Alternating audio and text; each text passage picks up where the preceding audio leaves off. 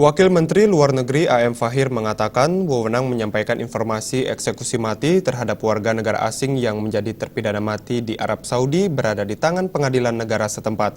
Menurutnya aturan yang diberlakukan di Arab Saudi, pengadilan berhak untuk tidak memberitahu waktu pelaksanaan eksekusi kepada siapapun.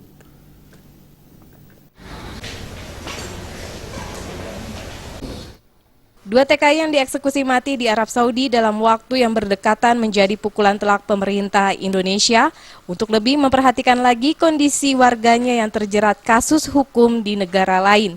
Apalagi pemerintah Arab Saudi tidak memberitahu kapan eksekusi akan dilangsungkan kepada pemerintah Indonesia. Wakil Menteri Luar Negeri A.M. Fahir mengatakan wewenang untuk menyampaikan informasi akan dilangsungkan eksekusi mati terhadap warga negara asing yang menjadi terpidana mati di Arab Saudi, berada di tangan pengadilan Arab Saudi. Menurut mantan Duta Besar Arab Saudi ini bahwa pengadilan berhak untuk tidak memberitahu waktu pelaksanaan eksekusi kepada siapapun, termasuk Kementerian Luar Negeri Arab Saudi. Namun untuk Indonesia, informasi akan dilangsungkan eksekusi mati terhadap TKI wajib disampaikan kepada pemerintah Indonesia. Kewajiban internasionalnya seperti itu. Dan kita meminta supaya mereka melakukan seperti itu.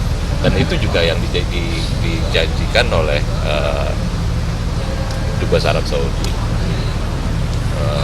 Dan sebelumnya pun Menlu sudah bicara dengan sana menyampaikan itu, dan ternyata tidak ada komunikasi antara pengadilan dengan Kementerian Luar Negeri mereka.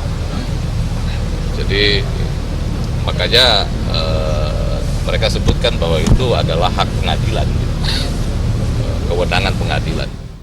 Sementara itu untuk keluarga, Kementerian Luar Negeri siap memfasilitasi keberangkatan keluarga ke Arab Saudi untuk melihat makam anggota keluarganya yang dieksekusi mati di Arab Saudi. Untuk jenazah TKI asal Bangkalan Madura Siti Zainab yang dieksekusi 14 April lalu dimakamkan di dekat Masjid Nabawi di Madinah. Sementara untuk jenazah TKI asal Brebes, Jawa Tengah Karni bin Medi Tarsim juga rencananya akan dimakamkan di Arab Saudi. Dari Jakarta, Rifan Alfidian melaporkan.